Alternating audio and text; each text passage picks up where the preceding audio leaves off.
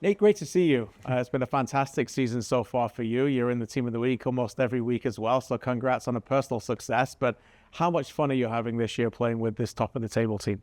I've never had so much fun playing football in my life, and owe a lot of that to Diego and the coaching staff, and the rest of it to the team. The style of play we're playing is super fun. I'm really involved in the build-up, and the way we play allows us to get a lot of opportunities up front, and then it allows the defense and the goalkeeper to kind of step up in a lot of big moments. So it's been a good fit for me. I want to give you some credit on something before we even kicked a ball this season. I remember you said in the preseason, we're going to be a really exciting team and we're going to score a lot of goals. You were bang on, by the way. Yeah. We hadn't even seen you play at that moment. And so for me as an analyst, I'm like, okay, this is somebody I'm listening to right away and paying attention. But what did you see so early to be able to predict this? It was everything. It was the way we were set up. I don't think I'm giving away any secrets when I talk about our style of play. We throw numbers forward, but we do it in a way where we keep our numbers around the ball. So if we turn it over, we're in good positions. The only time we really make our big mistakes is if we get stretched at any point. But that's us kind of learning the system. It's not because, that's on the players generally. It's we get a little bit stretched, we get out of position, and then all of a sudden we're vulnerable in transition. But there's a lot of times you see us lose the ball and we win it right back. So one of the big things that we were focusing on before the season was the amount of times the opponents pass the ball before we get it back. Last year, I believe that number was 16 or 17, something like this, and we've got it down to under 10. So this is key to our success. And I mean, if you look at our front group and you see the way they're playing, it was pretty obvious that we were going to score a lot of goals.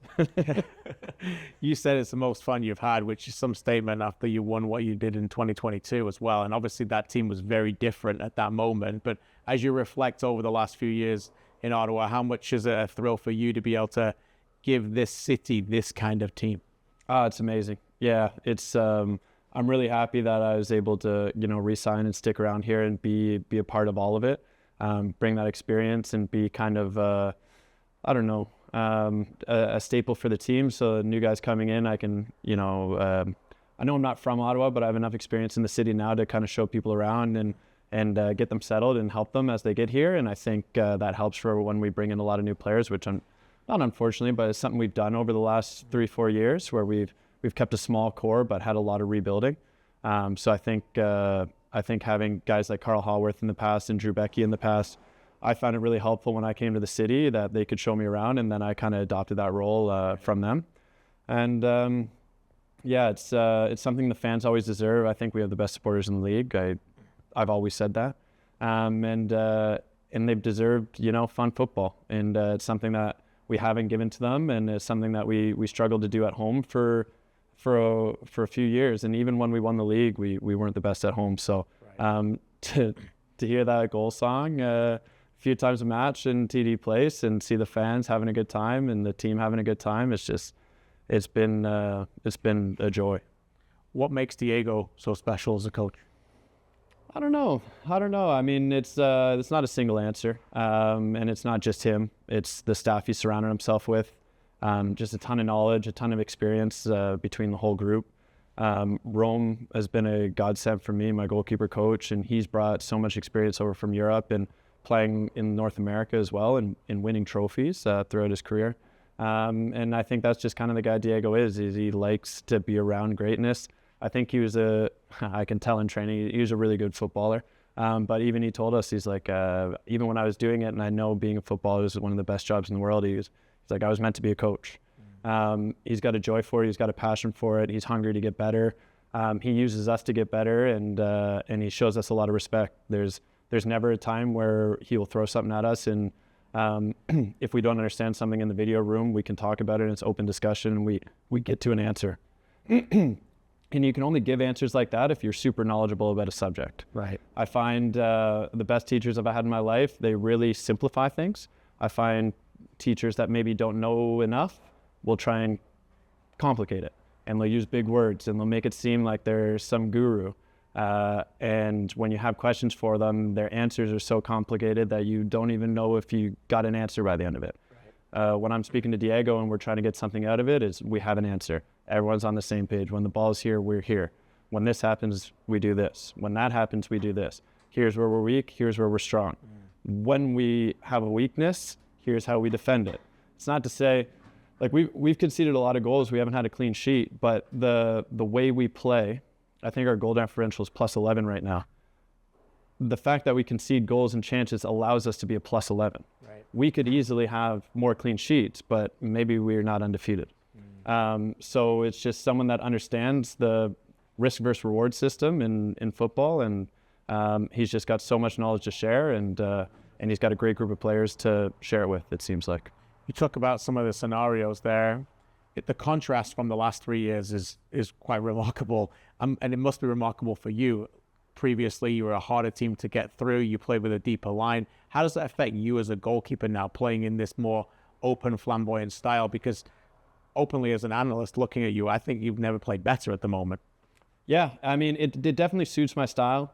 It was a lot of things that I've been really good at, early in my career, and through the years, I felt like were taken away from me playing in the old style.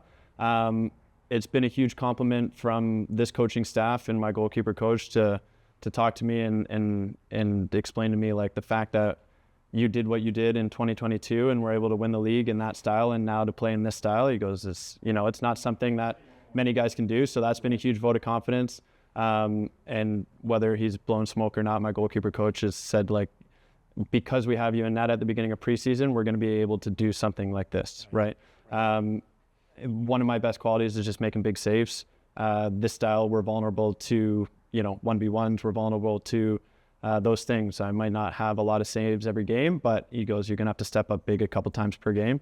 And that's what's going to allow us to win games. And he goes, it's not going to be easy. So if you remember the first game, 2 big chances, 2 goals, no saves. And he puts his arm around me after the game. He goes, that's what it's going to be. He goes, you're going to have to come up in big moments. You're going to have to make big saves. And when we lose, it's not going to look good. Or if we draw, it's not going to look good. So just helping me understand that position. And then we're evolving as well of how we play out of the back, and different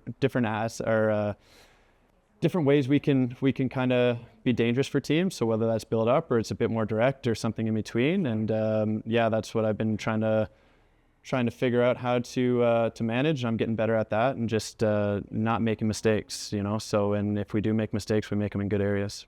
You mentioned the big moments. I think about the penalty save that you made against York United to get through in the playoffs last year. Big moments have kind of followed you around. Is that become contagious? Is that a moment you keep chasing that you want? No, I mean, it's hard to chase like a moment like that, because it's a cup game or it's a playoff game, and you don't want to chase shootouts, But the ability to be the difference maker in a big moment on the way to a trophy. Of course, yeah. I mean, that's being a goalkeeper, right? Like being a striker, you could score in the first minute and everything else, that game's gravy, right? And as a goalkeeper, you can play great for 90 and let one in at the end, and you could be a bit of a loser. So right. The goalkeeper position's interesting. It's I don't think anyone feels the relief and the joy that a goalkeeper feels when the game's over, when that final whistle blows, or when the season's over and you lift a trophy. Like, that sense of relief, I don't think I could explain to anyone, and that's one of the best feelings. But I also don't get to celebrate big saves, and because it's the next action, it's the next action, it's the next action. So I mean, I love attention. So anytime I can make a big save and help out the boys, it feels really good. Last one for you. You said you love the attention. You get a lot of that in that city, and it's not your home, but it has become your adopted home. How much have you loved it there, and what would it be to bring a trophy back to that city for you? Yeah, it's I couldn't have guessed 4 years ago that this is where I'd be. I was excited. Before I went to Ottawa to join Atletico in the whole project we have here. I was excited to see the city. I always enjoyed it, but I didn't know much about it. And every year I've just met, great people. The footballing community there is amazing. The sports community there is amazing. They get behind their teams. They want to see us do well. They fill the stands, and it's not us. It's the Sens, it's the Red Blacks, it's the Charge, it's the Rapid, it's us, it's everyone, the Blackjacks. So it's fun to be a part of that, and I'm always at the other games when I can get there, and obviously busy in the community with the restaurant and some other things just, yeah, it is home. It's the longest I've lived somewhere since I was 18 years old, and I left for school. And yeah, no plans on moving on. And even when you hear about contract coming up and offers on the table, I'm good where I am. That's good. Well, you're a great ambassador for the league, for the sport, and obviously for the city as well and the team. So thanks again, Nate. Appreciate you. Thank you so much.